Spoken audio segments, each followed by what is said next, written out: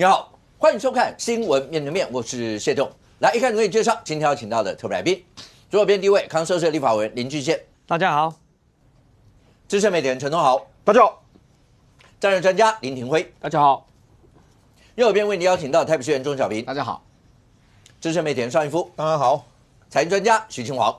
吴哥，大家好。好，那美伊战争到底打到什么样的程度？那伊朗真的还有王牌没有出来吗？如果真的一旦出动，全世界都会陷入万劫不复吗？会这样吗？那对川普来讲的话，那整个是在他的掌握当中嘛。那对所有的国人来讲的话，当然你看到在立法院，对立法院今天，李珍秀委员再一次上去以后呢，当然你可以想象出来，那国事论坛，院长跟部长跟副院长所有一些人就低头看资料，好吧？那这样的场面会一直不断下去吗？要等到中选会最后提告吗？好，那除了这个以外，你可以看得到，对国人来讲的话，你有没有隐隐然看得到未来在下个礼拜是个重头戏，包括军购啦，所有这些。可是政协会到底有没有，或是军购，国民党这些的态度，隐隐然感觉得出来，在国民党内部是不是真的会媒体上有人称或形容说，国民党是不是会陷入实质上一些的分裂，包括地方诸侯，包括各方面对党中央的态度，那包括是不是有过度请中的一些疑虑？在这场选战里面，会不会有不利的因素？那真的埋下这样一些种子吗？不过一开始先让你看一下，对国民党主席郑丽文来讲，他完全不认为是这个样子，甚或那就算全台走透透，他可以让国民党在年底这场选战从头赢到尾。来看一下，我们每一个县市，我都会竭尽所有的努力跟办法来赢，否则的话，我就对不起国民党提名的候选人。台湾其实有很多民调已经沦为政党或政治人物用来带风向跟操作的工具，而且不是第一次了，所以不需要因为这种民调而受到影响。国民党现在是深陷失血的危机吗？不是的。根据 TVBS 的民调，根据我全台湾走透透的感受，我们的士气越来越高昂，民众越来越热情，支持度越来越高。所以民进党才会透过各种不择手段，想要去带风向、误导，然后影响大家做这种认知作战。兄长，有没有听到？全台走透透，支持度越来越高，民众越来越热情。他就讲说，郑启辉大力多是走到越南部，然后大家支持度越高，所有这些。所以郑丽文显然对于我们先不管民调与否，党内的一些的声音。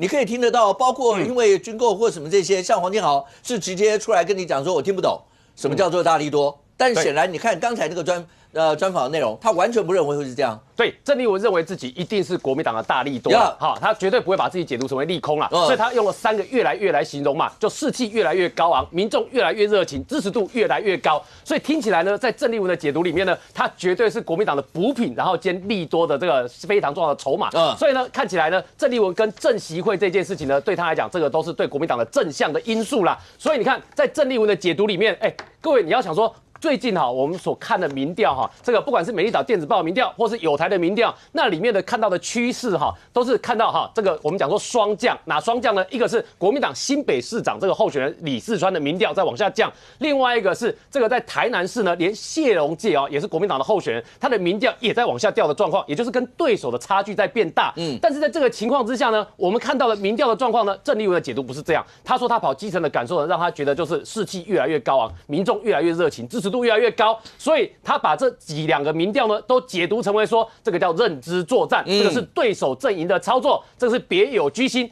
但我们就很好奇这个友台的民调再怎么样看起来都好像不能把它解读成为是认知作战，而且看起来这个友台的民调过去在解读的时候，应该是对蓝营这个机关效应是比较友善的，但是为什么在郑丽文的解读里面会把它解读成为是别有用心的民调呢？好，这是第一个我们无法理解的啦。那第二个呢，是很明显的，你看对于郑丽文跟郑习会，郑丽文想跟习近平这个见上一面这一件事情呢，郑丽文自己在宴请国民党立法委员在参叙的时候呢，你知道现场有很多的记者呢，也是到现场去督麦嘛。那其中有一个国民党立委云林的张家俊被问到跟郑习会有关的时候呢，显然他没有把它当利多解读呢，他叫他记者就没有了，就不要再往下问了，就这样就卡住了。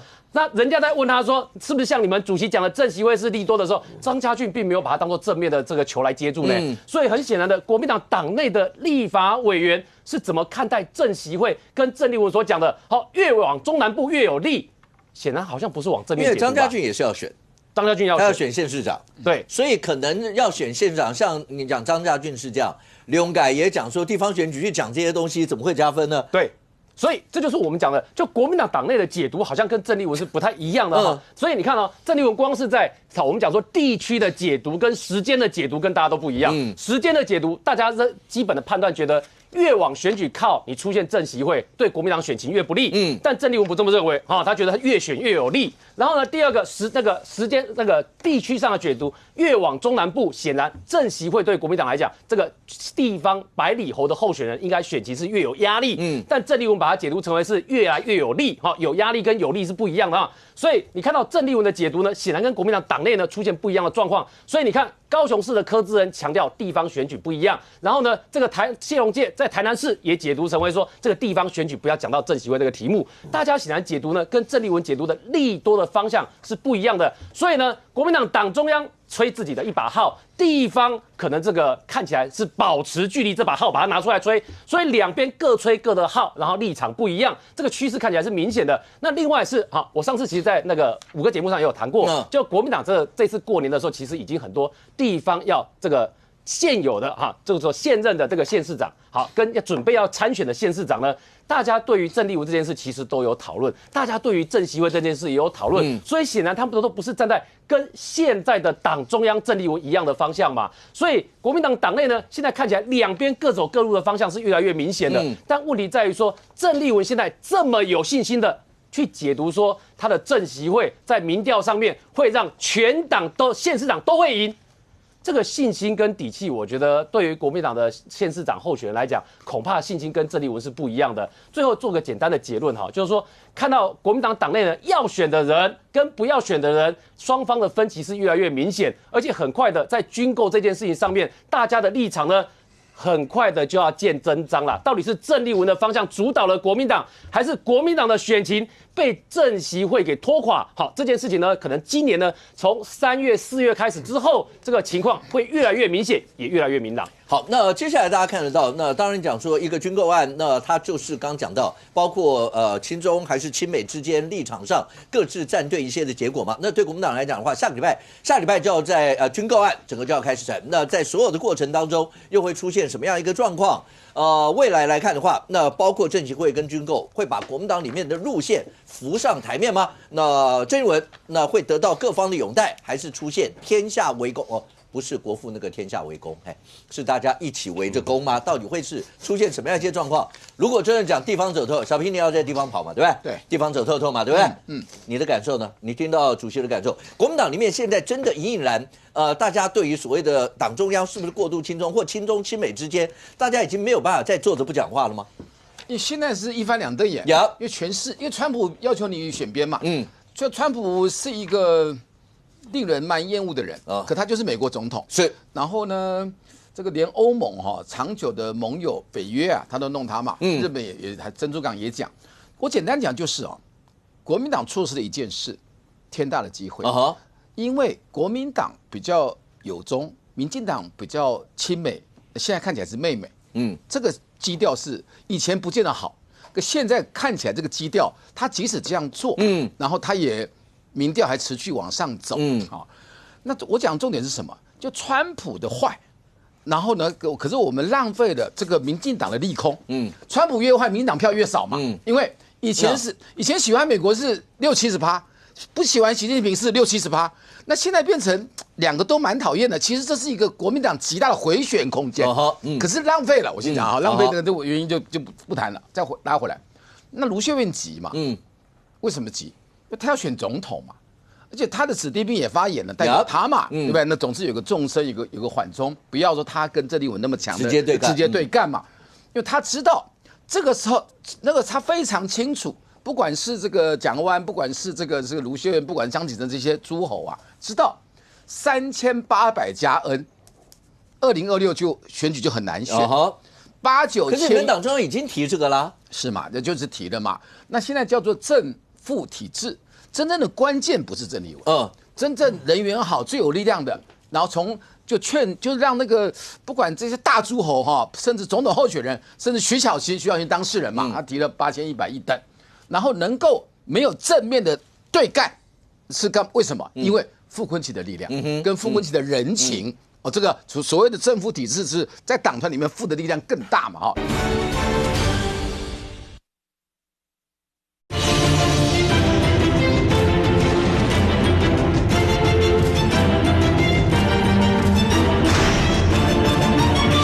傅昆萁的力量，跟傅昆萁的人情。这个所谓的政府体制是在党团里面负的力量更大嘛，所以就造成最后的结论叫3800加 N，目前是这样哈。然后呢？那又当然也要提到所谓的政协会哈，他说4、5、6月嘛，我就在节目开个小玩笑，4、5、6月是好的，比7、8、9比10、11好，你知道为什么？你们有玩过掷骰子？4、5、6是豹子通杀，好冷哦，太冷了。那7、8、9哪有7、8、9？7、8、9太靠近了，因为7、8、9超过，没有7、8，因为就1点到6点，没有7、8、9骰子，没有7、8、9的。然后可是。我昨天碰到一个大人，好不好？我请他吃饭，我就孤影其名哈。还有10个里长，我的选区就是大家联络感情。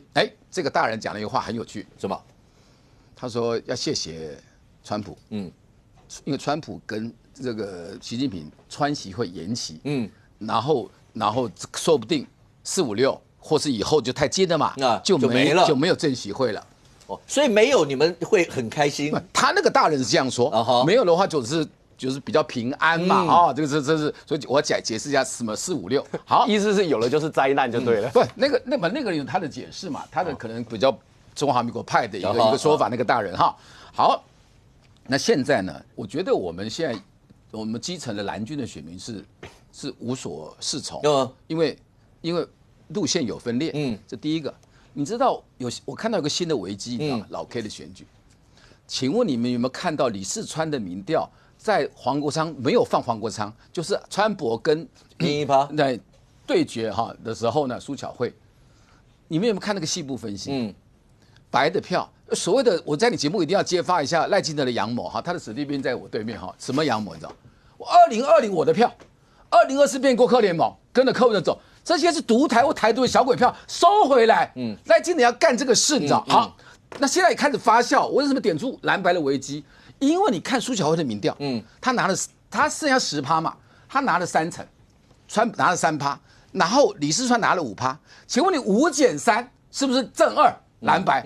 但跟黄国昌那么近的话，就是整个那中间叫做经济蓝、知识蓝，纯中间，经济率、知识率、浅蓝、浅绿中间，这个才是主流。会不会少掉2%？你知道，我是用一个很通俗的算法，我讲是大气候，投票行为的大气候，这个千万蓝白要注意。小平刚才回答呢，其实在很多的考试，尤其像律师，如果是申论的考试都会是这个样，就你知道答案怎么写的时候，就很简单把答案写出来。当你不知道答案怎么写的时候，或是很难回答的时候，你就会讲了一大堆，讲到连那个改考卷的老师都不知道你到底是知道还是不知道这个答案，最起码有墨水分数吧，就是这样。这题真的难答，因为你叫一个市议员直接说我的主席的想法跟黄建豪一样，我听不懂，说实话也蛮难的，要直接讲这个蛮难的。但问题是有很多的表征啊，上公，主席请吃饭不来吗？当然一定有人是因为有事，但是除了有事以外，这差不多1/3的人不来，然后而且请吃饭的地方就在你们立法院的对面呢。对啊，这样子大家不能过一个马路过来吗？当然，这涉及到主席权威的问题。你比如说被点名的，像徐小新啊、谢依凤啊，徐小新是本身就外交国防委员会那谢依凤是经济委员会嘛。其实还有很多财政委员会什么都没到嘛。那1/3我觉得超过1/3啦，因为你要把3个司法委员会的党团干部扣除傅昆萁、林佩祥、徐宇珍3个都在司法委员会，当天没有司法委员会的OK， 是因为他们党团3长，你再把它扣掉，还剩几个？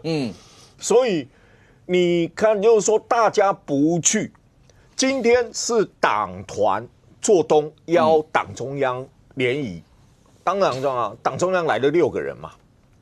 就一个主席、4个副主席加上文传会，总共来了6个人。那委员会里面4个委员会加上加入党团运作的陈超明，总共26个嘛。那现场只做了大概23、24个而已啊。那扣掉6个，还剩几个？6个里面剩下的17、18个，再扣掉3个非委员会的。所以你说那个是不是1/3？那为什么甚至超过1/3？为什么要这样？我觉得一件事啊，党团邀请跟党主席吃饭，这里面有一个比较大的问题。就党主席能够给立委什么资源？或是说这个党主席的威信？今天讲一句白一点的话，当赖清德要约这4个委员会的时候，赶不去的有几个赶不去有几个？第一个，党主席、总统，那我们都知道，党主席呢资源不多，总统资源多你今天讲白一点的话，选举县市长能够下去开支票的有哪些人？我要什么建设？我怎么样？我支持，我大力挺。行政院院长，总统，那总统 OK， 行政院院长就可以下去开政见支票。所以总统当然，威不威信不重要，资源更重要。那郑丽文没资信，没有资源，要靠什么？靠威信。当他威信也没有的时候呢，那大家就是爱去不去啊。那你能拿我怎么样？其实郑丽文现在拿立委，他是就像刚才说的，他是透过傅崐萁因为傅崐萁在立委选举罢免，他都有帮忙找些资源嘛，大家都有一些情分，一些情分。那当然也有几个立委对傅崐萁而言，他是可甩可不甩，比如说，当天也在受邀名单委员会里面的赖士葆也没出现啊，那个够资深的也没出现啊，好，那当然里面。可以不出现的还有一个人，大家也拿他没辙，那个叫韩国瑜啊。他是外交国防委员会的啊，但他院长啊，他的身份也高，所以只有一件事，第一个，这是一个党主席的威信问题，所以这一场参会只能凸显说，党主席对党团内部来说。威信不足，那威信不足当然有几个问题嘛。你比如说徐小新的问题，徐小新不去，第一个他有提8100亿的版本嘛，跟卢秀燕吃饭的时候，出访前吃饭的时候，不是有人说了一句话，说郑丽文跟他说叫老美自己来跟我谈，那个就徐小新说的嘛，然后那个是徐小新说出来的。然后礼拜3的中常会，萧敬言的案子，你知道谁对萧敬言最生气？徐小新嘛，有常委提案要处理那个萧敬言啊，中常会没有处理啊，那你说徐小新心里舒不舒服？而且不止没有处理，后来郑丽文不是直接出来讲说，那萧敬言这是有勇气的啊，这本来就应该可以讲啊，而且他今天你看媒体上他有一个，他说如果真的要是讲就要被那个的话，那林涛，我替林涛担心呢，真的有点市井的味道。对，没有，这已经到了大家各自不同派系了。如果要处理林涛，是因为派系的问题，不是骂他的问题，好不好？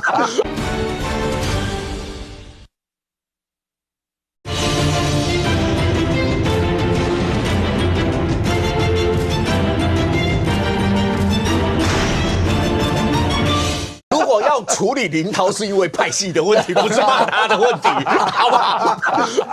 好吧，他组织的问题。请问一下，林涛哪一派的？林涛哪一派？朱系啊，朱系，朱家军的。对，你没看到朱系之前办那个营也没有找郑丽文啊？对啊，找了北美基桃，找了各地方北美基桃首长，找了北美基桃啊，找了这个韩国瑜、子弟兵啊，找了韩国瑜啊，人家还问他说。他为什么没有找那个郑丽文嘛？对啊，对不对？然后所以主席会不开心？主席哈，主席会不开心？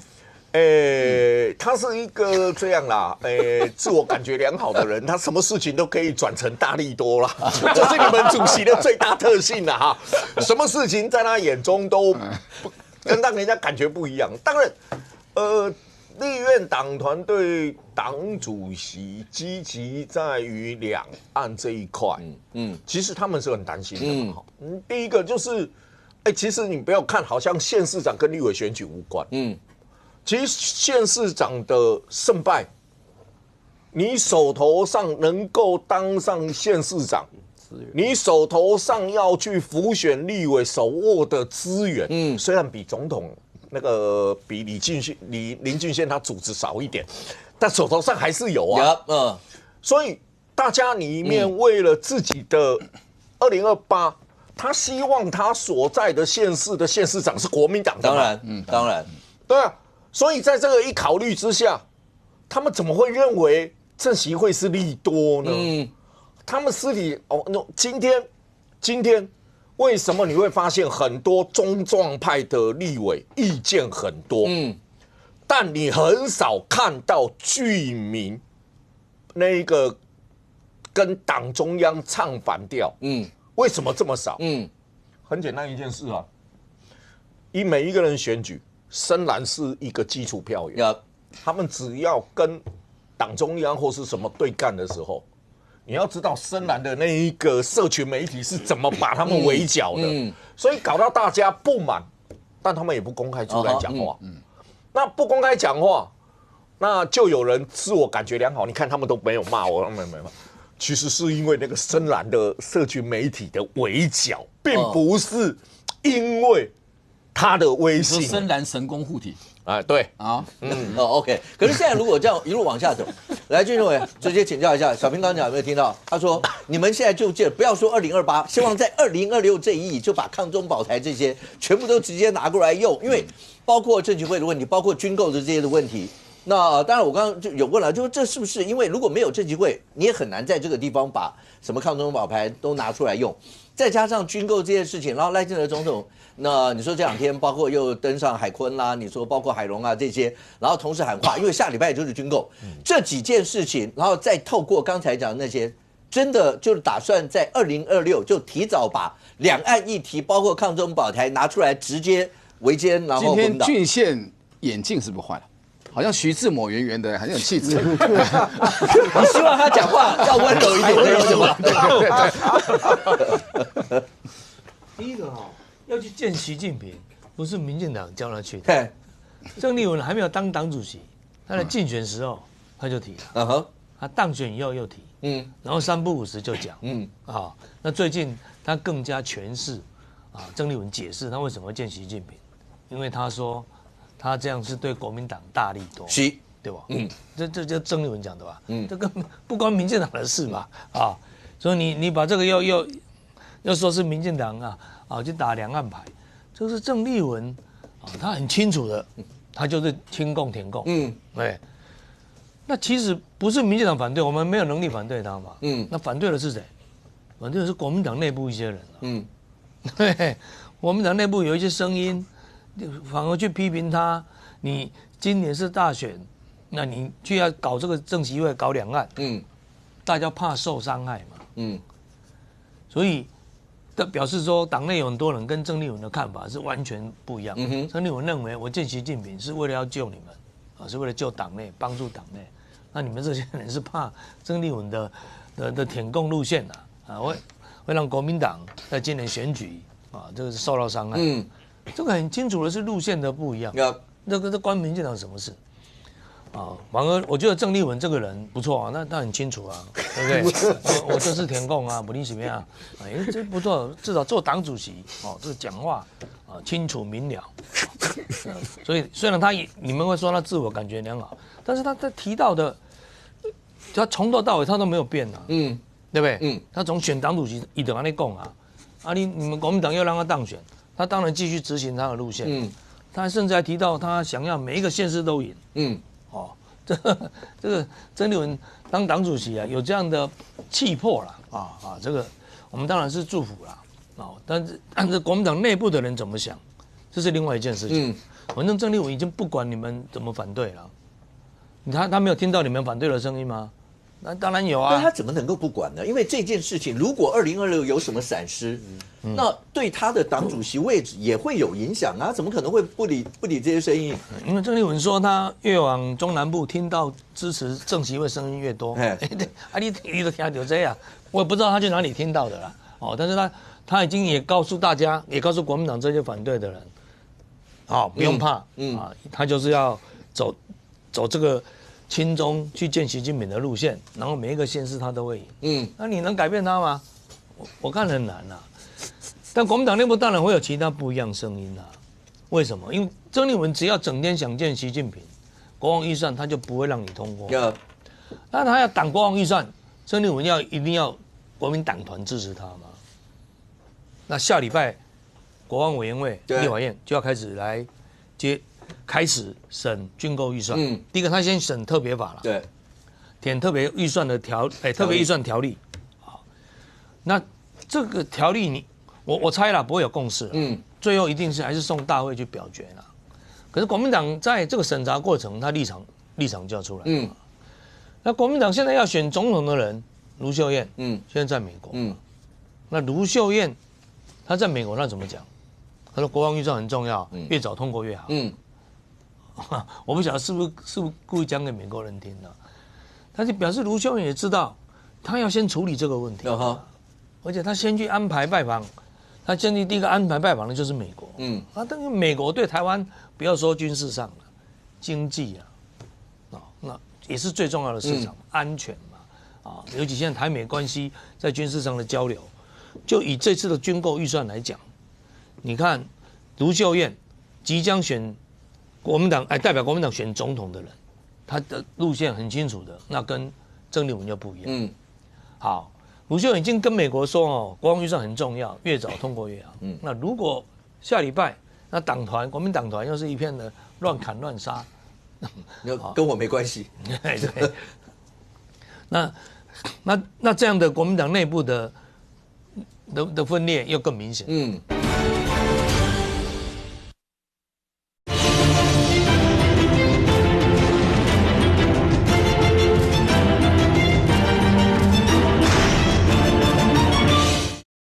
那这样的国民党内部的分裂又更明显。因为想选举的人他一定考量选票，当然，所以想选举的国民党候选人表示都不同意郑丽文讲的，见了习近平票会更多。对不对？那韩国已经讲了，谁当选票多了当选。好，总算告诉我们，原来选举是这样的。所以你一定要往增加选票争取。刚小平同志一直讲中间选民，那就中间选民来讲，两岸问题现在是优先吗？我认为不认为了。一般就是经济民生嘛，这个才是地方选举，这个决定胜败的应该是这个才是民众比较关心的嘛，不会，尤其是地方选举嘛。那其实我们还有另外一个预算也很重要，就是总预算，这个才是关系到民生问题嘛。你现在军购预算以外，你总预算什么时候要？什么时候要选？要来审查。你现在各县市政府很多东西它都卡住了。尤其现在谁在执政比较多？国民党。那国民党的县市长他提出来的很多新计划建设什么的，甚至包括社会福利，我跟你讲，你连铺马路的钱，现在都全部会受影响了。那谁会受伤害比较大？如果以今年是地方选举的话，那现任的县市长比较多，那当然是是国民党的县市长一定会很着急嘛。那另外，郑丽文一直讲郑习会，其实国民党还有更优先要处理的，就是跟民众党的关系。这个也是选举马上会碰到的。你现在已经是3月了那你已经签了协议，签了国民契约，对，国民党、民众党5点契约。我觉得这个契约是国民党赢了。因为如果你都用民调来比的话，这个国民党，我们认为国民党会占优势。只是这个契约是黄国昌签的，柯文哲不知道会不会买单，会不会买单但是现在两党接下来就是议员的提名。像民进党民党在这个礼拜大概就议员会全部撇完，会全部提名。那国民党我不知道什么时候了。那5月中啊，5月中到5月。你看你从现在开始到5月中，那蓝白尤其在中北部啊，这个就是绝对是选票的严重矛盾了。因为你上面要合，那下面怎么办？那民众党如果你到处都没有县市长候选人，那你的小鸡怎么存活？对国民党的县市长来讲，他有党内的压力，他一定优先辅选自己的。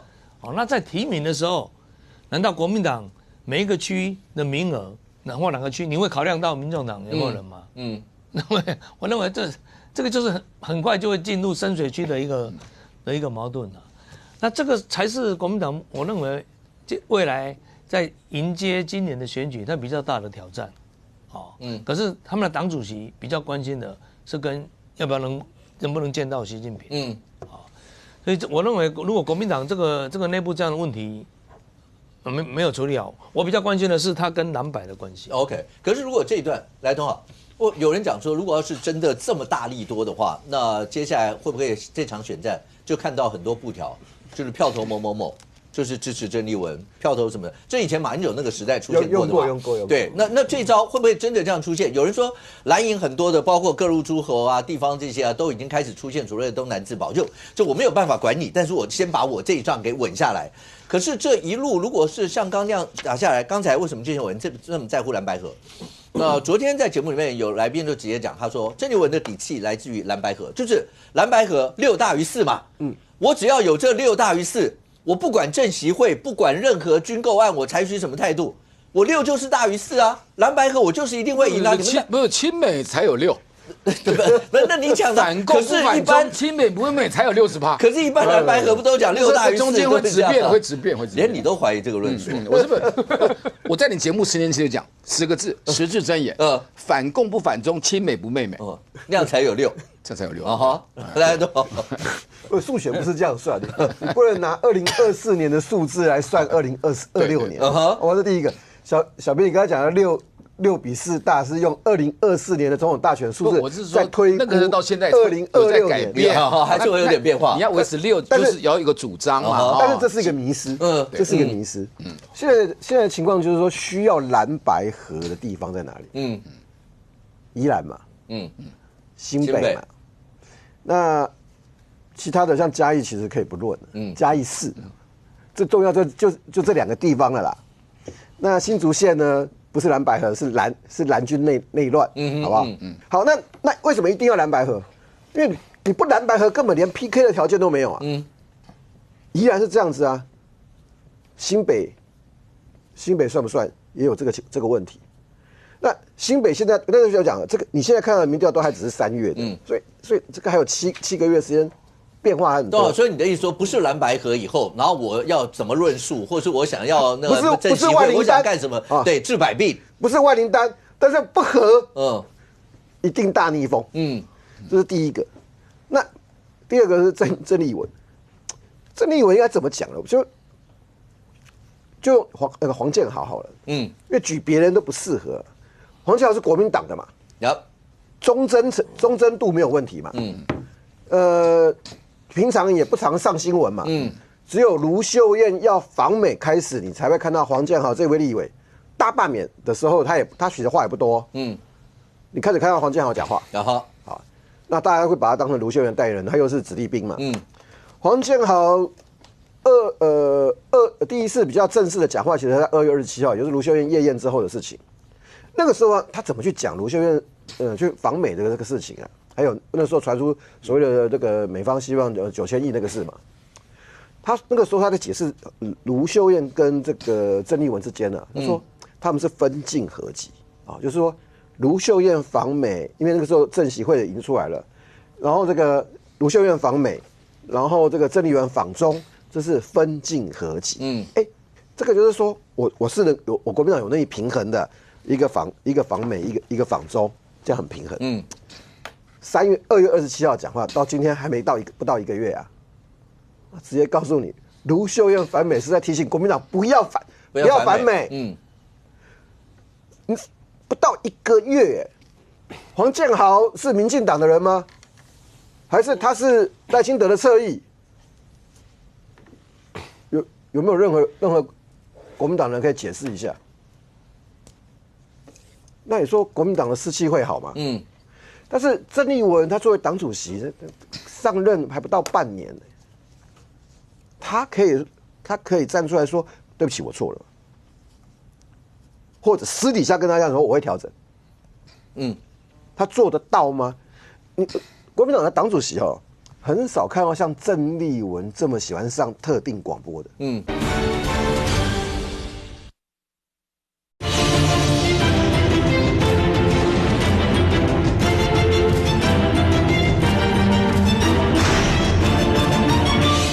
国民党的党主席很少看到像郑丽文这么喜欢上特定广播的。我用特定广播，因为他以前在那个广播公司呢，自己也当过主持人，所以他很爱，一而再再而讲，这才会讲出来说，这席会是大力多，我要让每一个县市都赢啊。那你如果要让每个县市都赢，就要做一件事情啊，你每个县市都要去辅选啊。民进党这次还会挂布条吗？不会了啦，因为那招已经用过了。这次在鼓励郑丽文每个县市去辅选，换招。你知道，民进党已经从大罢免的那个低迷气氛走出来。民进党最近很会玩梗。蔡英文喜欢爬山，爬着，可以把童子伟玩出连续剧。讲说童子伟怎么39岁就爬上就喘得要死，马上借题发挥，就把一个胖胖的最灵活的胖子蔡依瑜，王一川不要讲他胖，王一川现在被他是喘了，他现在变王一传，把3个人找在一起，都跑到基隆去爬山，摆明是要辅选。平常这样的辅选有人会在乎吗？没有人会看啊。因为现在还是热身阶段。他用一个爬山的梗、会喘的梗，玩出第2次宣传。当然知道他是选举，可是这个东西的那种有趣性，就是说你不会觉得他是在政治宣传，所以对一般的人讲很容易亲近。第3个，国民党的敏感区有时候这是大家在看的几个决胜区那个县长提名的过程，要么迟未定，要么要拖，尤其是那些要蓝百合民调的地方，要拖到多久？民进党现在已经起跑了。你总不能11月底，到时候说那是因为那个人家先偷跑。选举的时候你可以这么讲吗？民进党就要找提名程序走完呢。然后郑丽文只会跟他讲说，我这次比以前早。你有没有想过，因为以前民进党提名没有那么早啊，这是比较性的了。当然，那动态的嘛。再回到一句话，就是说郑丽文能够不用公开私底下面对国民党自己内部的人，他可以跟国民党内部人说：“你们放心，我会调整。”也不用他认错。他有办法跟国民党的这些人讲说：“你们放心，我会调整。”他会调整。他到现在有传出任何一点有私下表达过吗？我是没有听过啊。尚哥有听过吗？没有。小平有听过吗？他自信满满啊，对，意志坚定。所以我如果是民进党，我才不要挂什么投郑丽文，那个是最后的时候圈票的时候用的。中间在投票前2个礼拜，一定是希望郑丽文戏可以拍照，每一个地方都去选，你最好3不5时就站台北。台北很强啊。李四川去年在讲李四川跟新北的时候，有谁敢认为李四川不强？被苏巧慧跑了500天之后，你再跟我讲稳赢的，试试看。不过现在看起来，廷威，好，你说军购它是一个表征，它是大家在某种程度也是，包括亲中亲美啦或什么，可能是一个态度上的一个传达。那包括在民调上面，其实你也看得出来，其实国人来讲的话，对于要自我防卫是非常重要的。当然，你说国民党会讲说，对于金额或什么，也许大家会有不同看法。可是你有没有注意到？因为廷辉是战略专家，有没有注意到最近有一则的新闻不断的在发酵？就是因为我不知道是不是国民党也会觉得，不是这个军购如果一路这样下去，会不会对民众的感受上也会有意见？这2天有一则新闻出来，然后包括有一些媒体上也大肆的不断的报道，就是人家老美他们这些相关机构也告诉你，北京没有犯台的这些计划啊。如果没有犯台的计划，那到底谁这么想要这些军购啦，或什么？不管国务院 AIT 有一直讲说他们支持1.25兆或什么，这些的铺陈，某种程度也是要降低国民党在军购上面，甚或跟老共那个地方，因为政协会或什么可能会受到伤害吗？其实美国情报总监放出这个讯息我觉得第一个是跟川习会是比较有些关系的就第一个那第二个就是说，因为习近平自己本身有讲他也没有讲过什么2027、2035什么这些讯息，其实都是外面的传言但其实对美国来讲，更重要的那个是为了当时戴维森他要离开这个印太司令的时候，他其实要告诉美国以及告诉盟邦一件事情，就是说，我现在美国如果不再强化军事的话，那这时候中国可能要出手的机会在2027。但对军人来讲的话，没有什么叫做2027这个时间表，因为随时可能明天下午可能就都要打仗了。那戴维森的主要目的是因为他是川普把他拉拔成为印太司令的，那这时候他要准备在拜登政府的时候要离任了。这时候呢，因为民主党过往来讲，各位知道，可怕的在奥巴马时代的时候，连国防部的聘雇人员的薪水都发不出来。这时候他们会认为说，美国一些民主党的人士不太注意军人的福利以及军人的这个军购所以现在他当时提出来的意思就是说，我要有一个敌人。在这个敌人来讲的话，当然以中国作为假想敌，中国当然是2027的时候是建军100年，所以当然就是以这个时间点作为基准。好了，那现在问题来了。既然美国都已经强化军购了，然后强化军备了，大家也看到 AI 世代的这个军事能量来讲的话，反倒是中国他不敢打了。其实更加证明一件事情是，这个是有效的。从2021年提出来到2027年的时候，这6年时间，美国的军事是有脱胎换骨，所以更加证明军购的必要性的原因在于说，你让敌人不敢动手。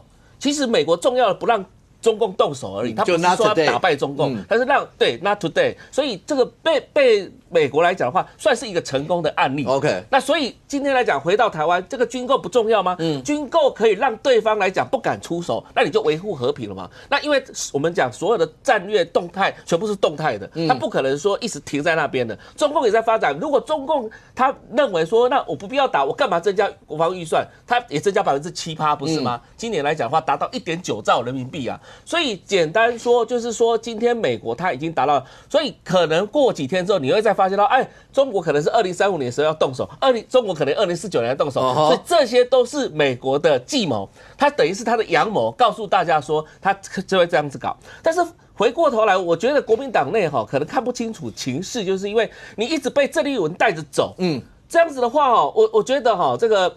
就郑丽文一直很想正习会，对不对？但是我们帮各位做个有回忆的人看看了那国民党过往来讲的话，这些领导阶层的跟习近平见面之后的下场到底是怎么样？你看。这个连战跟习近平也见过面，但是连战从来没有当过总统，对不对？好了，朱立伦跟习近平也见过面，朱习会嘛，朱立伦也没有当过总统，对不对？然后洪秀柱跟习近平也见面，对不对？洪秀柱也没当过总统，对不对？然后吴伯雄也跟习近平见过面，吴伯雄也没当过总统，对不对？然后马英九、马习会有当过总统啊，马习会是。2015年马习会的时候，后来就是下台了，不是吗？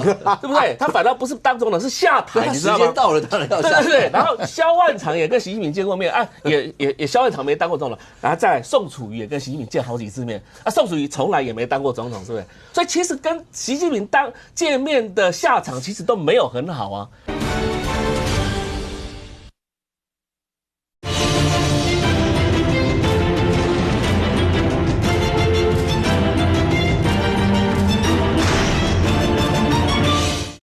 所以其实跟习近平见面的下场其实都没有很好啊。那所以现在我们看到东南自保，很多这个地方诸侯来讲的话，就不希望说跟这个郑丽文的正习会牵扯上什么关系。所以当初各位知道东南自保那一段历史，大家应该很清楚嘛？张之洞嘛，刘坤一嘛，对不对？李鸿章嘛，袁世凯啊等等之类的。我不跟就你们打你们的，对，不要伤到我们这个地方就好。现在问题来了。郑丽文不是慈禧太后啊，他没有慈禧太后那个本事啊，他没有那个资源啊，对不对？那慈禧太后旁边还有一堆什么义和团人呢，在跟他讲谁是义和团，陈玉珍不就是吗？对不对？张显耀啊，张荣恭啊，对不对？萧旭成啊，对不对？这些是不是属于义和团式的？那义和团式的跟慈禧太后讲完之后，自己以为很厉害，以为会加分，对不对？郑丽文就要正习会，但是东南自保这些国家，这些地方来讲的话，你知道啊，造成清朝末年最大的问题在哪里？就是地方割据、地方枭雄、地方盘踞，然后不听中央的话，那。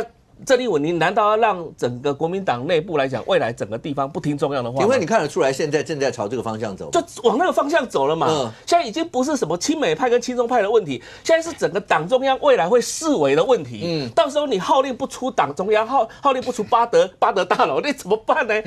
所以现在其实郑丽文要赶快去抢救自己的在国民党内的威望。那不要去想正习会的原因是什么东西，因为习近平也看在眼里啊，我何必呢？而且川习会一直往后延的话，那这时候延到真的照小平讲的，延到下半年的时候，你还敢去正习会吗？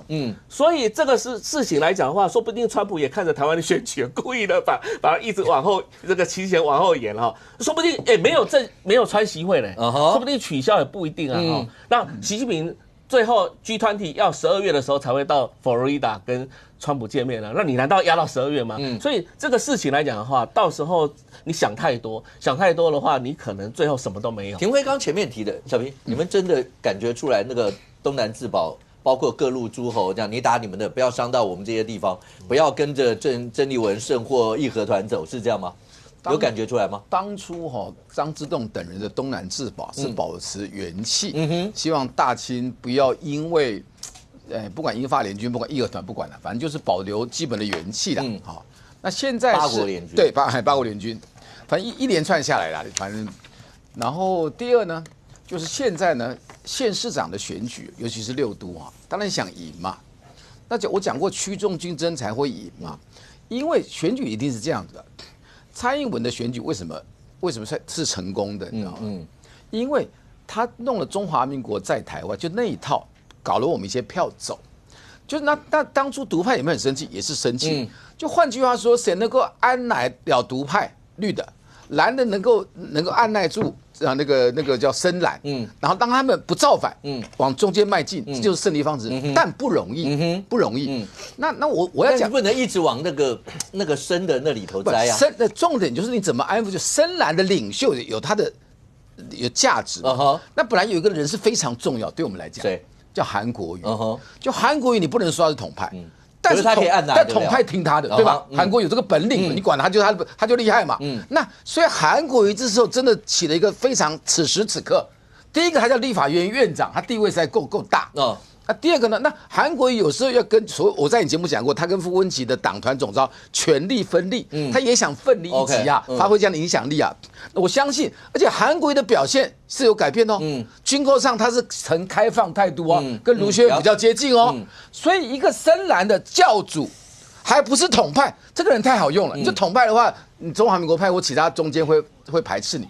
就这样一个统派教主，还不是统派，还是院长。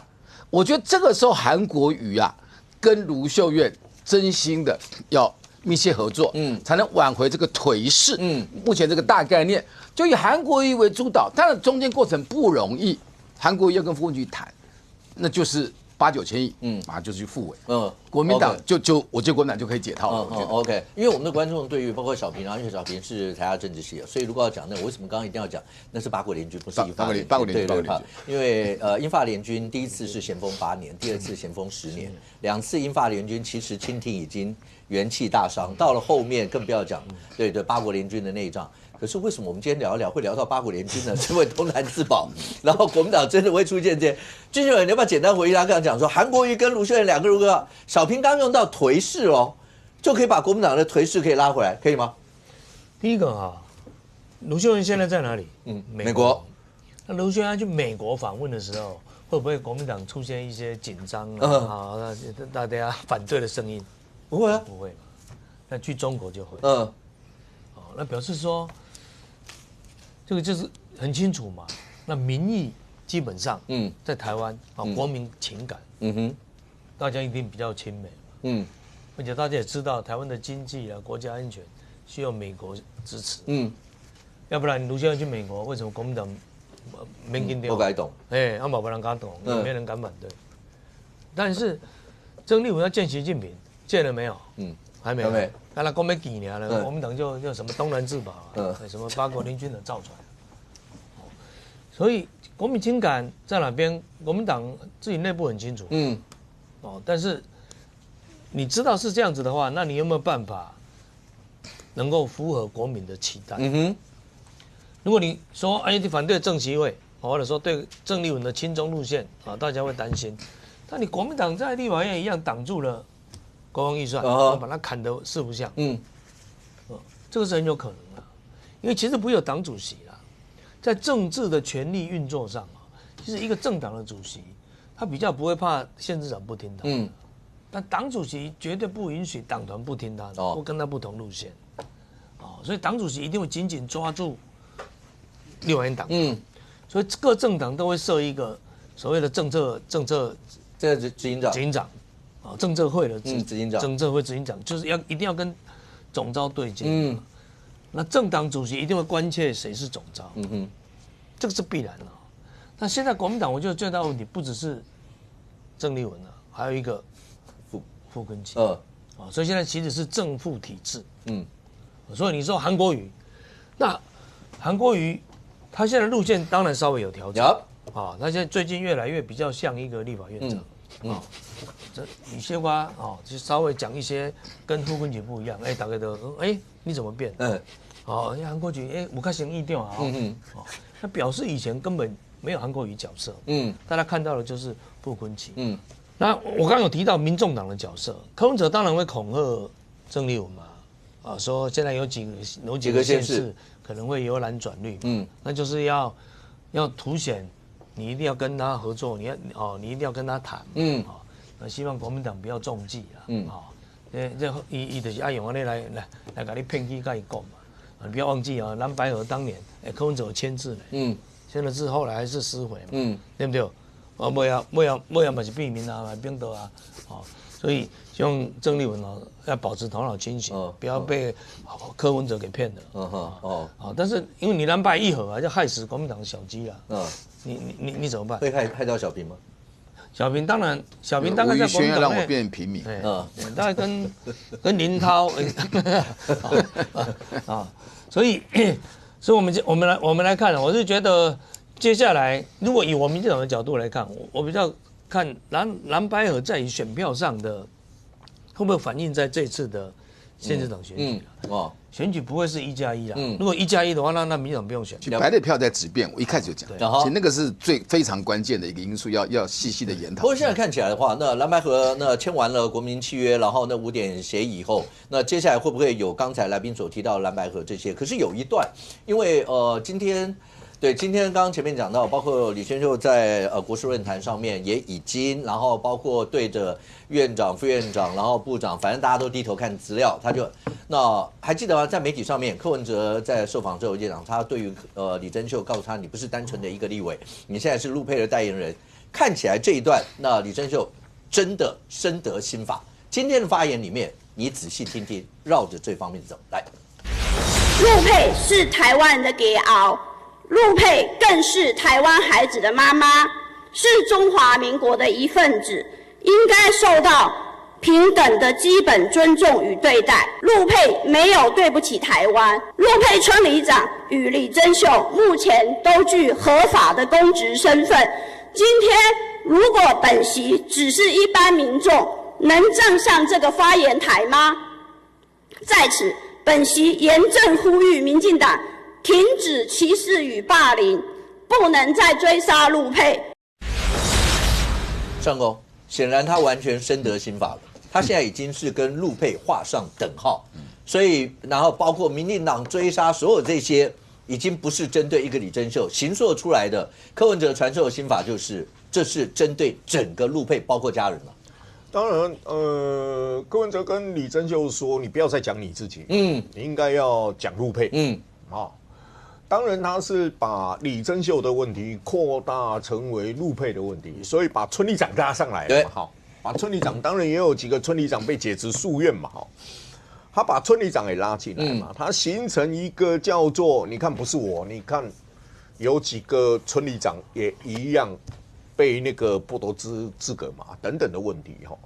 当然，他这是一个想要把陆配这一个族群，是凝聚成为一个被歧视或被霸凌的对象，歧视霸凌的对象，就是把李珍秀的问题变成整体陆配的问题，你变成整体陆配的问题。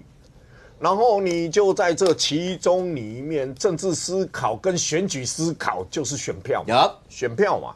当然，他今天站上国事论坛，我就说一句话，就是你去登记嘛。那院长本身就已经裁示过嘛，那司法没有判决前，我尊重啊那个立委权利啊。所以你说韩国瑜当主席，李珍秀上得了台，上不了台，100%上得了台嘛当然你说。政府官员里面，大概院长啦等等都低头看资料哈。其实，某种程度上，几乎国事论坛，你会看到真的官员大概都是大部分都在低头，对，都在低头然后，但是偶尔有时候听到重点的时候其实有时候听到关键字，有时候会抬头听一下他讲什么。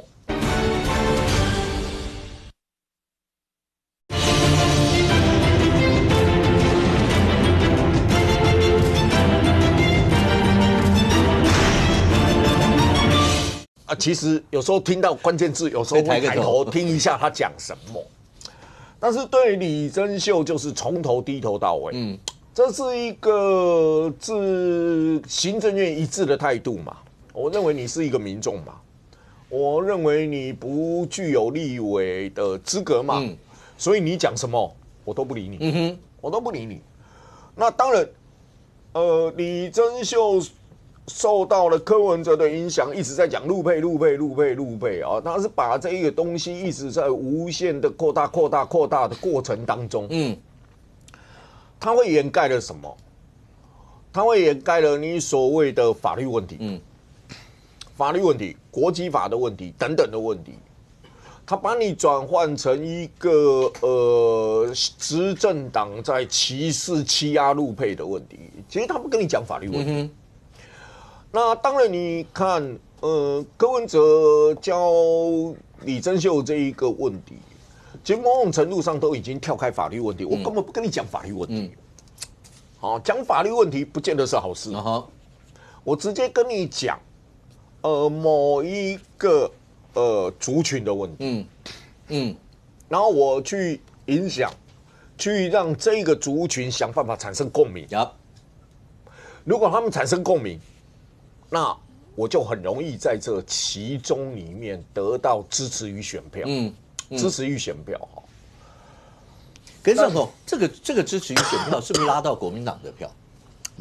因为一般来讲，大家本来说你说所有的陆配这些，本来应该是国民党在这个经营的比较多，当然是抢国民党的票嘛。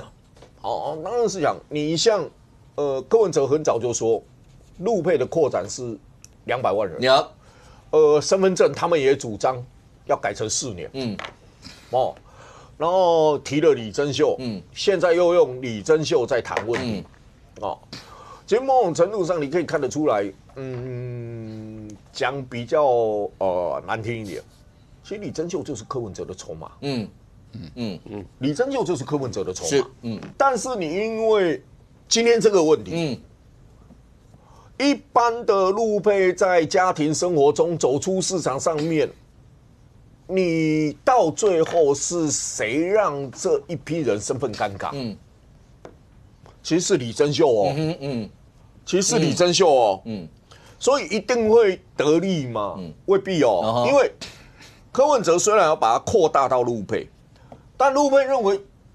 要从政的就你们那几个，我们都没有事啊。我为什么要把我们拖下去？然后我们走出去以后，大家好像对陆配过去出去这个大陆一点感觉都没有就知道说他口音这嫁来台湾的也没什么买菜照买菜什么。但是你这件事情会不会让其他陆配你的口音什么，大家就抬头望你一眼？那谁造成的？是李珍秀的问题造成的。所以他真的是一把刀两面刃哦。当然，李珍秀他一定会要积极争取他的资格嘛，他一定要争取他的资格，他不再跟你谈，我的表格，你看啊，我英文名字也填错啊，我李珍秀的真字我还写错，还要用立可白涂过以后那个申请表啊，表格填的不完整，怎么样？你到底有没有申请？你这张表格就算申请，人家也不会收啊。OK， 当然他这些问题，他被过去大家发现的问题，他都不跟你谈了，因为谈下去不会是个好事嘛，真的。嫁过来的陆配真的不能放弃中华人民共和国的国籍吗？我这边讲，我朋友嫁过来，他真的有放弃吗？他真的就放弃。有啊，我们的庄脚陆配庄脚他就放弃了，他真的放弃成功。他只有那个中华民国国籍，他真的有放弃成功，可以放弃，并不是像他所说的，好像所有嫁过来的要放弃中华人民共和国国籍一概不准。并不是这样哦，他现在回去用台胞证，你知道吗？我知道，放弃以后，并不是这样哦，并不是这样哦，所以柯文哲这么不喜欢你难怪柯文哲这么不喜欢你。这个人家讲到这个，你都要提像这样的一个案子。我先不讲你有没有告发，我现在只是表述可不可以放弃。他表述事实，但是表述事实有这个例子，那是我的庄脚啊，对，这真的是有放弃过啊，所以他们一直说是万华不放弃，这个是有很多陆配放弃的陆配在打问号。OK， 对，我们都放弃了，为什么他不能放弃？所以有很多事情会不会在陆配里面共鸣，不一定哦，对，不一定哦。上公刚刚讲那段就讲说，本来我的生活都没有困扰，然后而且大家所有人融合的非常好，当然因为这个搞到好像被拿来凸显出了什么，这个也许是对很多人来讲的话，那会是另外一种不公平嘛。那庭辉很简单告诉我一下，当然我相信啦，每个人的总是偶有措手啦，或者什么这些都可能。只是既然已经被瞩目了，所以有很多事情一定要特别小心嘛。尤其立法委员，你说共事、共事、共什么，不是这注意一下，总是该多注意一下吧。对，这是今天早上立法院的提案的这个登记顺序表啊。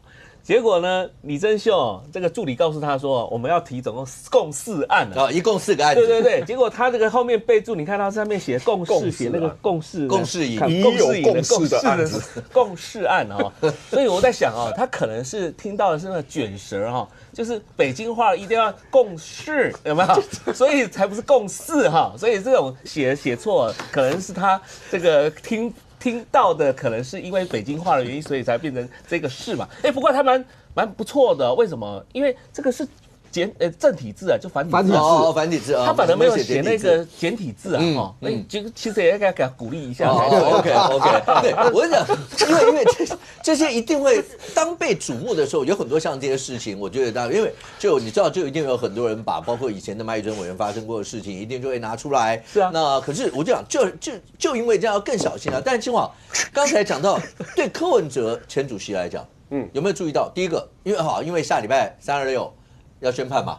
对，他最近的专访非常多，而且专访里面的所有的内容，显然，不管针对赖清德总统，针对什么都非常直接、明显的针对。然后包括刚讲到李珍秀，刚刚来宾讲他就是一个筹码或棋子，在这里面就希望在这方面翻江倒海一番，对，然后甚或在其他的部分，那尤其在326以前，所有这一切的作为，包括。326判10年以上以下或无罪，这些对于未来蓝白合所有这些都会有很大影响吗？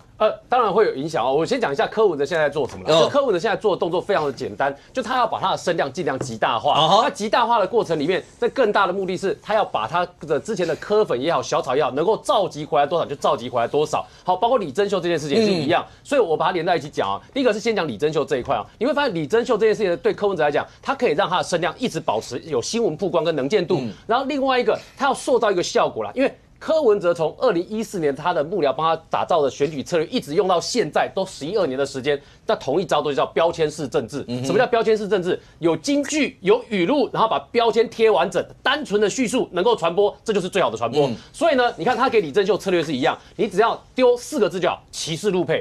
你只要不断的一直打歧视陆配，歧视陆配，只要打出去了，塑造一个他就是被民进党政府打压的状况，那就是柯文哲要的作用。那所以呢，他不完全是给这个陆配、中配这个群体看的，他其实就是要塑造说，你看这个民进党政府就是在打压我们柯文哲，就是打压我们民众党，所以他要把这件事情把它传播出去，这是第一个把李正秀的部分。那第二个是你看柯文哲为什么我说他现在尽量让声量极大化，让新闻极大化，就是要给他的这个小草去看的。你去看柯文哲的用词那几句标签跟金句反复拿出来用，比如说像这个他去上一个网络媒体的专访的时候，特别又提到心存善念这4个字。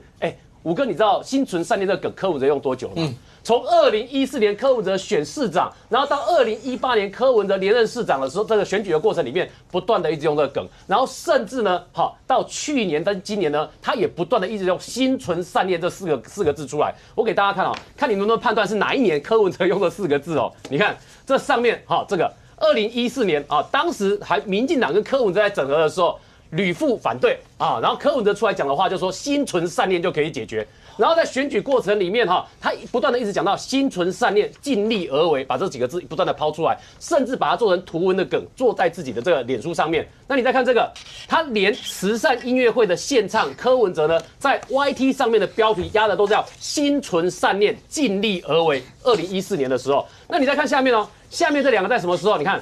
这个是之前金华城案爆出来的时候这跟小平就有关系了金华城案爆出来的时候呢，柯文哲回复的方式叫做心存善念，尽力而为，希望台湾让我们变更好。然后说他金华城案就是为了这个目的。心存善念就给陈建基120亿的容积。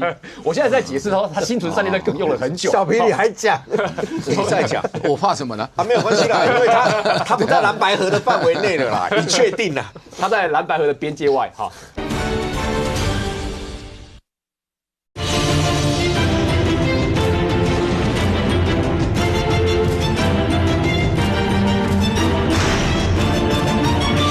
小平你还讲？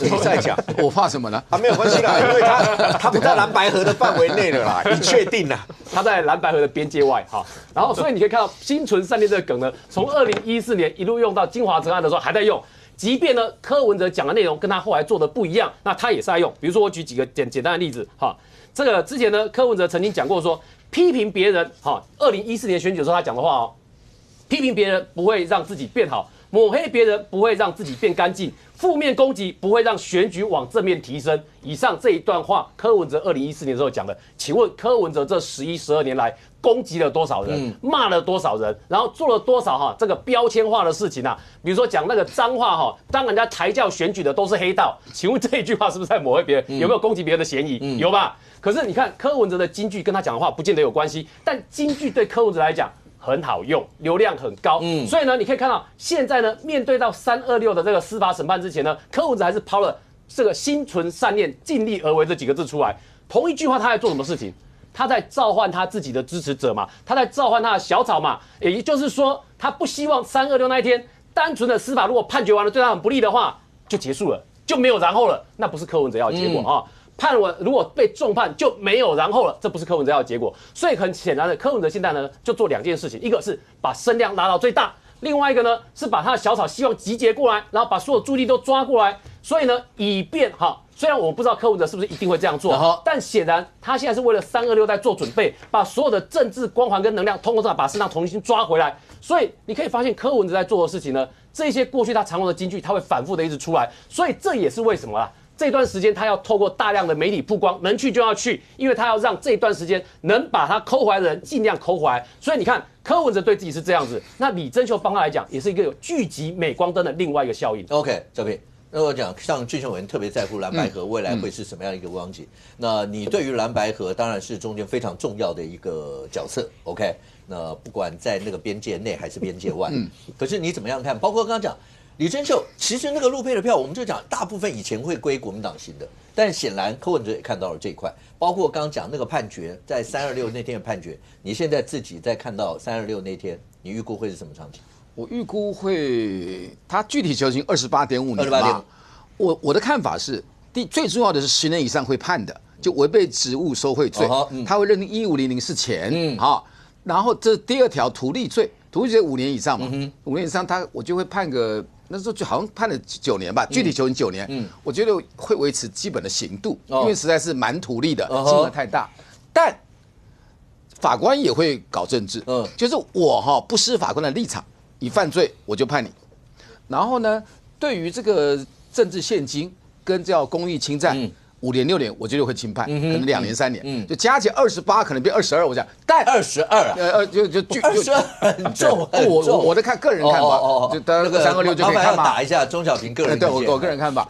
所以呢，大家有就很多的阴谋论，说什么，说是这个柯文哲如果把他判10年以下，他可以选总统就分国民党的票啊，赖清德好选。我认为都是想太多了。现在你知道这个司法跟那个我们不用混为一谈，跟政治。现在我们如果我们还是坐井观天呐，老 K 的支持者，还认为赖清德还算来算去，不是赖清德是要把郭柯联盟2020的票投给蔡英文，2024跑掉了，然后呢我统统拿回来。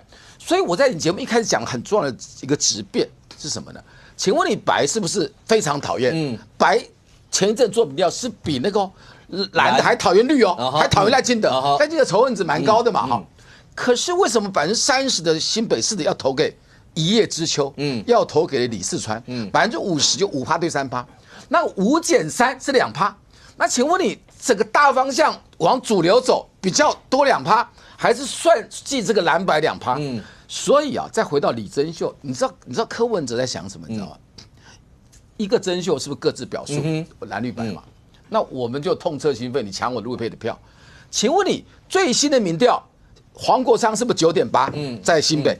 请问你陈婉慧是不是7.9？现在不到10哦，326还没判哦。那他的票为什么小？李珍秀也是帮凶之一哦。你以为这样操作还变大？你抢了我走，可不可以抢到我们陆配票？我们再看好，那再看陆配何苦为难陆配？请问你大部分陆配来是做立法委员吗？那就一个吧。中华民国有史以来就第一个，我印象所及，40万陆配来，人家是正当那个嫁给台湾人，然后放弃了大陆的这个护照，就是国籍。那中华民国的不管等了6年、7年、8年、10年，当你拿出那一张中华民国内政部发给陆配那张中华民国身份证。你从此继承了中华民国一切的权利跟义务，对不对？我这句话放诸四海皆准。所以你就回到中华民国的法令嘛。然后谁说双重国籍那可以去当立法委员？不然李清安早就市长也当完了，可能去选总统了嘛。他就是有美国籍，那也没办法。他虽然那么优秀，好，那今天柯文哲想什么？柯文哲是一个没有方向感的领袖。我记得我们台大上课，民居正。教我们领袖要有方向感，请问你民众党的方向是什么啦？你今天你要创造什么方向？我红统拿一些，他现在7.9只剩一些20到23、29岁的年轻人，加一些红统的票，当然包含陆配。他认为这样足可拖垮国民党。你的方向是拖垮国民党吗？还是要怎么样？就是怎么样泛蓝能够合作，能够非绿平台建立起来，能够能够打败这个赖清德2028。这个才是方向感吧。如果你讨厌赖清德，你爱国民党的话，可是显然不，我不晓得他怎么操，他的思想是杂乱无章，只重其事，不重其义，义乃义的义，这是骈体文啊，这不是文以载道的好文章啊。方向感，领袖要有方向感，这个我觉得柯文哲可以深思啦。可是如果来东豪，司法跑这么多年了，326那一状。你注意看啊，柯文哲最近在讲到这些，他也不避讳讲到这个刑期这些包括我也不相信柯文哲会不知道，照法官那个判决，其实基本上包括刑度的那些，应该早就已经定了吧？柯文哲也不是不知道，但是他就会跟你讲说，不要再多讲，再多讲以后，对，就变成10年以上。为什么要刻意去讲像这样的一些东西？包括在讲到所有这些跟司法有关系的这些，如果你自己看的话，小平刚才那是他个人判断了，你会怎么看？都在铺梗啊，就是如果这个判决的结果跟柯文哲真内心希望的结果不一样的时候，你才有办法继续走下去。什么要继续走下去？就是你要继续讲政治迫害啦。因为你说检察官是行政权的延伸嘛，那你要讲说有政治介入还可以连得到嘛？因为执政党嘛，法务检察官严格讲不能他那个司法官其实是很含糊的啊，因为他就是代表国家做犯罪追诉嘛，某一个角度上就国家律师的角色嘛。那法官是要做判决的，那这3个法官今天3月20了。判决书应该就已经写好了嘛，都应该在因为你印那个判决书的量一定很大嘛，你要提前印刷嘛。如果柯文哲那么在乎合议庭3个法官的话，那前面过去这一个月以来，陈佩琪在写了一些点到法官的，那算什么？一个多月以来，他们在讲法官的啊都不怕哦。现在剩下一个礼拜了，忽然间又觉得说怕会怎么样？这柯文哲就是政治啊。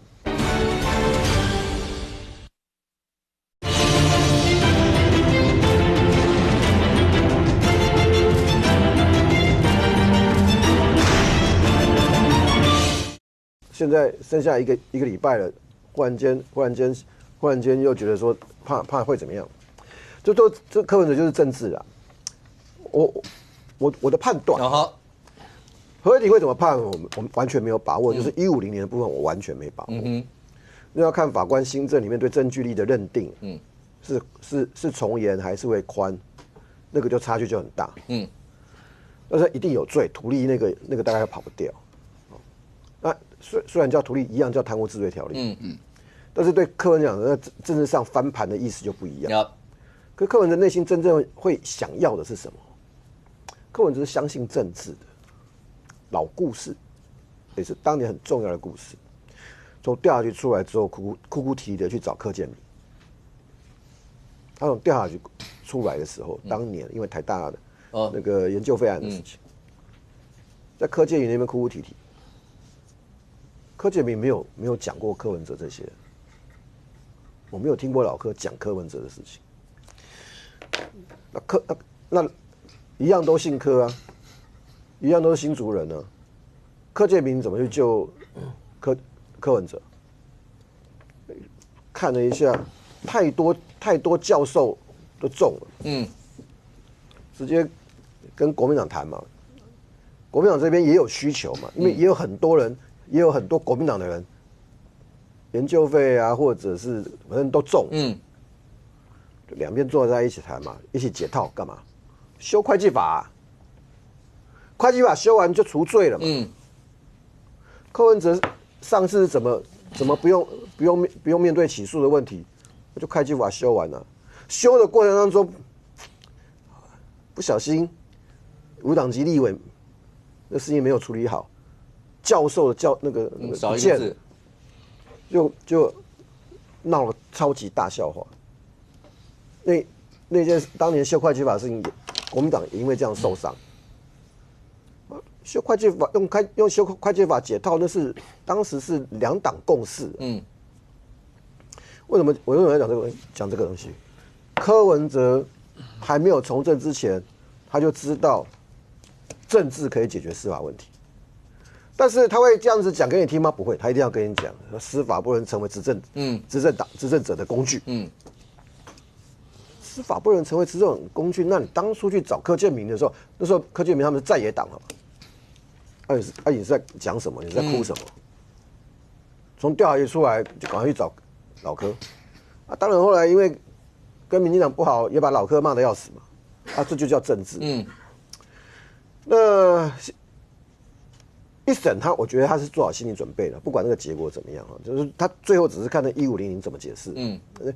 会根据1500去做不同的政治动作。如果合议庭认为1500的证据力不足，你想想看他会怎么讲？马上讲说检察官这个栽赃啊，这个制造证据啊，然后就赶快讲司法是公正的。如果1500是有罪的，就是骂法官了。对，政治力介入就来了啦。好了，那所有一切啊，这个对柯文哲来讲，至少10年之内他不用坐牢。这个官司一定打超过10年。10年什么意思？2036年的时候，他可能要跟我跳跳了。他还在，他不用关，他只是在打官司。可是俊雄委，会不会简单问？但326以后，柯文哲还会在国内政坛翻云覆雨，然后甚或主导蓝白合的一切或什么？你觉得他有这个能耐吗？你要看他怎么判。如果他判重刑，是拿10年做标准吗？对，好，就10年。第一个影响到自己，他不能选总统。那第二个，那对整个社会的观感来看，其实会比较有影响的是国民党。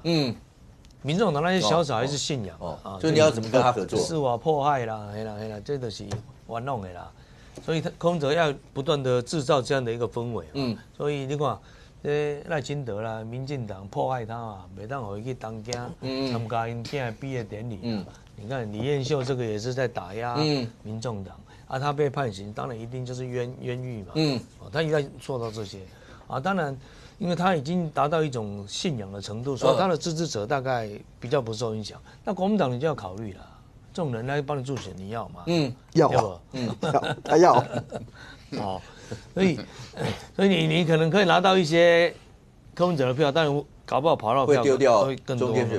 每个候选人，当然这个时候心理衡量的就不一样。那如果柯文哲判无罪，哇，那他就变英雄了。他不会无罪了，变超级巨星了。我是这么比喻嘛。对。但对于影响最大的，我认为是未来的蓝白合以及国民党，你怎么考量柯文哲跟你们以后扮演他要的角色，有没有带来一些什么样的负面影响 ？OK， 对国内政坛来讲的话，下礼拜至关重要，包括大家讲说326下礼拜判，包括军购条例在下礼拜直接要审条例，所有这些，那对全球来讲的话，时间从来都没有一个礼拜，因为美伊战争到底要打到什么样一个程度，是吧？那大家。能源设施现在已经变成互相拿来恐吓的一个工具了吗？因为能源是里面的关键而且是一次性的恐吓各国的关键。它就不是只有对伊朗产生影响，也不是只有对美国产生影响。所以能源设施这件事情就变得是，你看是伊朗跟美国呢，大家在这个地方就一定要针锋相对了。那所以你来看首先我们先看那个数字的部分这个伊朗这个美伊战争呢，现在看起来这个死伤的状况呢，伊朗是1444，4还特别多。看起来跟死这个字还连在一起，然后美军是13个人所以在这里面你看到几件事情，就是那个我们讲说对于能源设施的部分，就伊朗自己的那个能源也被攻击了，但是科威特那一边的炼油厂呢，伊朗也是出动无人机去攻击了，所以你现在看到各国的外长呢，现在是出来聚集起来在谴责伊朗，呼吁要停止攻击了。那这件事情呢，其实很有趣因为本来呢，这个欧洲几个国家是没有要参与的但是很妙的是说，这个在昨天我们大家看到有几个国家就跳出来跟美国一起联合发声明就是这份声明里面，你可以看到这个几个国家，包括像意大利在内、德国在内、法国在内，还有荷兰跟日本，大家跳出来发这一份声明。而声明的部分，它的关键呢，我用红色的字呢把它特别写出来、翻译出来给大家看。他提到说，第一个是这个对伊朗的行动影响到最弱势的群体。那请问他讲的是什么？石油嘛，能源嘛，带来的物价上涨嘛，会影响到一般的人民嘛。第二个，他认为说现在呢，对于全球能源供应链的破坏呢，呼吁要停止对民用设施的袭击，所以显然关注重点都放在能源上面。然后第三个，他准备好为确保海峡就赫姆兹海峡的航行安全呢，做出相关的贡献。他在讲什么？他其实看起来这一段呢，应该是对赫姆兹海峡的一些这个护航这些这个运油船的行为啦，去做军事上的行动，应该是在做准备啦。那第四个他提到就是说要释放战备储油这件事情，所以显然这整篇里面呢，军事行动占的篇幅其实只有一小行而已，但大部分讲的都是跟能源有关的，所以能源部分才是大各国关切的。那为什么这样讲呢？我给大家看几个这个数字第一个是你可以看到这原油上涨的这价格啦。这里面为什么说这个对美国跟对中国对全世界都有影响？是你看这个布兰特原油的这个价格呢，它从我们讲说这个过去这一年低点在1桶大概60块美金左右，然后涨到现在呢，昨天的价格是大概111块，所以这价格呢涨了将近1倍啦，所以价格涨很多。但它有2个关键的数字一个是它涨破120块的时候呢，这个全球的物价被带动上涨，几乎是无法避免的状况，因为现在就已经在飙了。然后，如果价格像伊朗自己宣称的，你知道伊朗现在宣称说它要达到200块美金嘛，对不对？就算实际数字没有到，光是预期心理就很严重。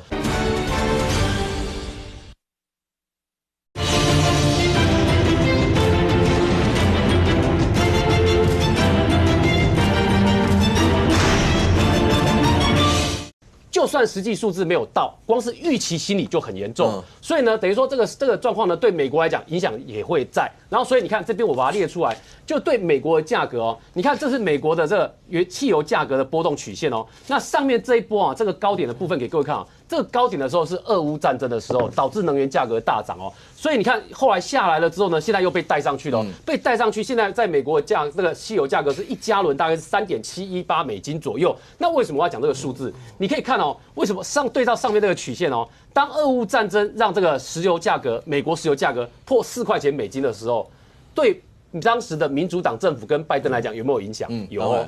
那因为对于美国的这个比较中下阶层的民众，收入中下阶层民众来讲，这个石油价格波动到4块美金以上的时候，它就会从情绪上的感觉转化成选票上的教训，所以它对于政治上是会有影响的哦。所以我把这个价格列给大家看哦，现在是3.718哦，等于距离4块美金的价格呢，其实只剩下0.29的空间哦。那这0.29空间，美国今年要不要大选？要大选，川普今年是要大选的哦。所以川普如果没有办法在上半年结束这场对伊朗战争的话，下半年他就会转化为可能在选票上面对川普或是共和党的教训跟处罚哦。所以这件事是会发生的哦。然后再来。你看实际上面价格呢？我觉得这个汽油涨价的跟物价联动的海啸也会影响到台湾。为什么？我光是给各位看这个数字哦，你知道这是运油船的现在的状况哦。从赫姆兹海峡要出来的运油船，你知道本来啦一天的租金呢，我这边这个大家可以看哦，一天本来租金大概是3到5万块美金左右，但是发生冲突就对伊朗战争之后呢，一天涨到42块美金哦，极端值哦，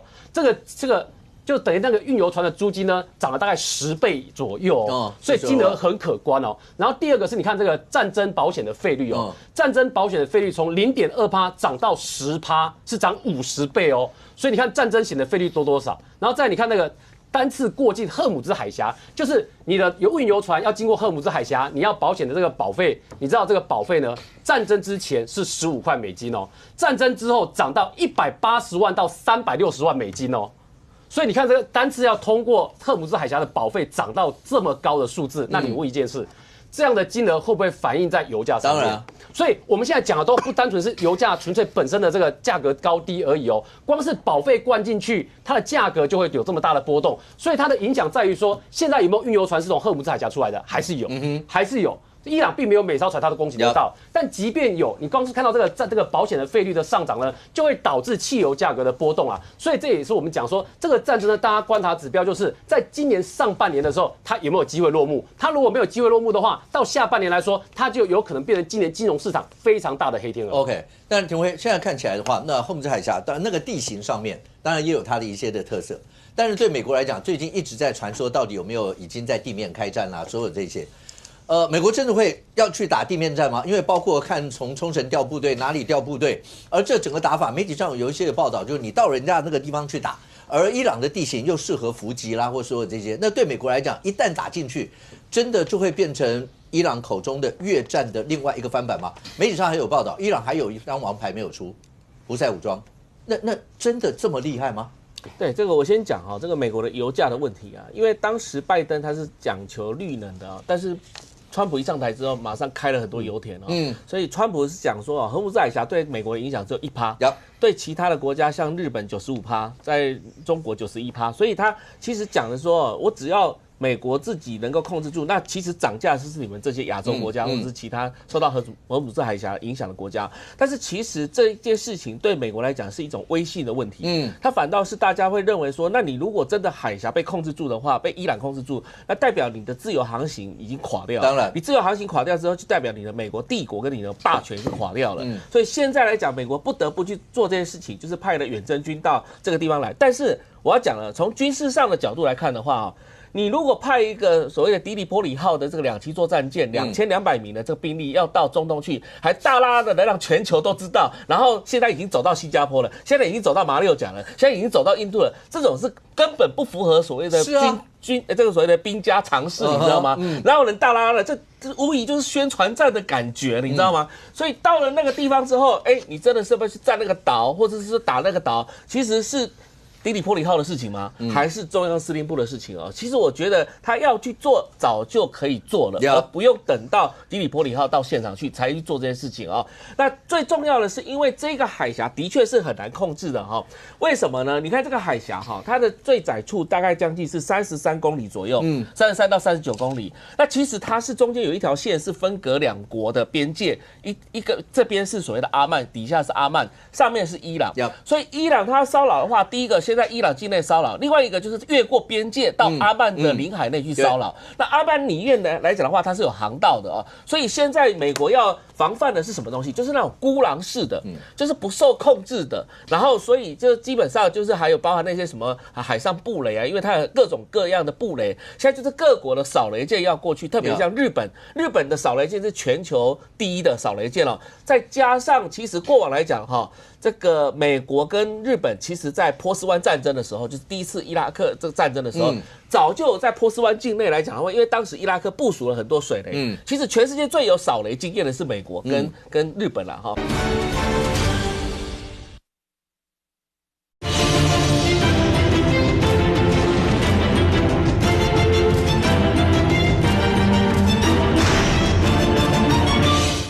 其实现在大家又发现到一件事情是，那个福特号已经开到红海去了。为什么要开到红海去？因为有一个组织在这一次行动当中，似乎好像好像静默，完全没有任何声音。会不会是伊朗留到的最后一张王牌，那就是胡塞组织？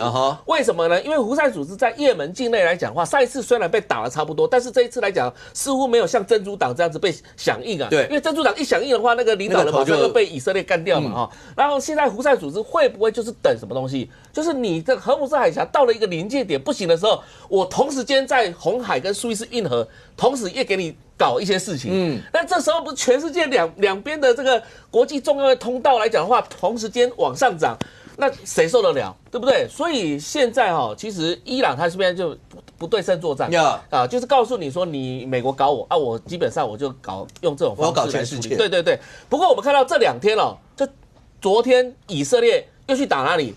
打俄罗斯的这个什么通讯的这个电视台之外，另外呢，以色列也派到里海去，到里海去歼灭那个俄罗斯跟伊朗之间的补给。也就是说，今天那个战争的态势已经扩大了，已经不是集中在这个中东这个地方而已，它有点是想要把大国整个全部拉下来。这个大国来讲，包含俄罗斯，现在已经开始也在出面抗议要跟美国。所以我们说这个事情来讲，只要被扩大到其他的大国之间的角力来讲的话，就不是单纯只是美国跟伊朗的问题而已，也不是只有荷姆斯海峡的问题，是全球的问题了。OK， 那来上空，来最后1分钟，请问一下，那刚才讲那个死亡人数1400多对13，那每一条人命当然都非常的宝贵。可是如果你真的讲的话，那伊朗那1400多个里面，包括他们最高领导阶层的，从精神领袖到所有的那些将领啊，都在那个里头。然后包括以色列又讲。除了上次把国安首长打掉以外，现在伊朗的情报部长也打掉，然后所有这些打掉这些，对伊朗来讲的话，真的在领导上面各方面都不会有什么影响吗？当然，就是接班顺序的问题啊，大家都排了。他们说以前接班顺序就排后一个，现在是连续排3级，你打掉我一个后面上去，你打掉我一个后面上去。他们就举了一个例子，他们对真主党过去也曾经杀过他们的领导人以色列。但是真主党有萎缩吗？有消灭吗？并没有。胡塞也一样。你看革命卫队圣城军的司令被在巴格达被干掉，但圣城军的指挥官也不断的就上来啊。今天革命卫队依然是伊朗里面现在掌握最大资源跟军事资源的所以你看他总共杀了那个最近的。他们国家安全会议的秘书，强硬派，再加上他们的情报部部长主要负责就是国内的暗杀跟镇压，国内暗杀跟镇压，所以你看强硬派跟负责国内暗杀镇压的也被以色列给打掉，以色列打掉了。那现在大家都在想一件事，到底是被杀了这么多人，为什么伊朗里面似乎还强硬，还可以发飞弹，还可以发无人机，还可以去打人家的油田卡达啦等等？其实大部分就说你的指挥系统是不是呈现一个破碎的状态？哈米，你的儿子到底现在在哪里？也没人知道。对，就3月8号被推为最高领导人以后，神隐到至今。有人说到俄罗斯治疗，有人说送到哪里去，然后川普说他以某种形式上活着，等等一些问题，至今没有看过这个人。所以大家在揣测。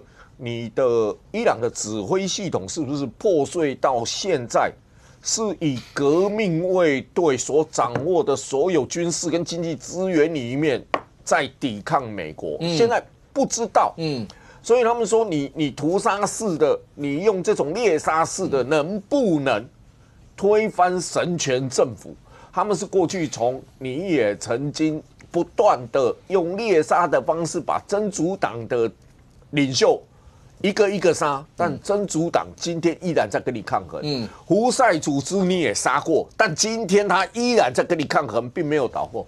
所以他们就说，以色列这样猎杀性的一个方式，其实对伊朗的神权政府的要让垮台，其实可能性并不大。OK， 这场战争到底会打多久？因为刚才如果照来宾的分析，怕的就是它整个扩大到把全球包括民生经济全部都牵扯进去。那这是全球大家会关心的一个重点。那接下来呢？接下来是什么样一个场景？那下个礼拜对国内来讲的话至关重要，包括军购条例，包括柯文哲前主席一些的案子，到底未来怎么样？我们大家拭目以待。非常谢谢现场所有来宾，也非常谢谢观众您的收看，谢谢妹子们，我们下周见，拜拜。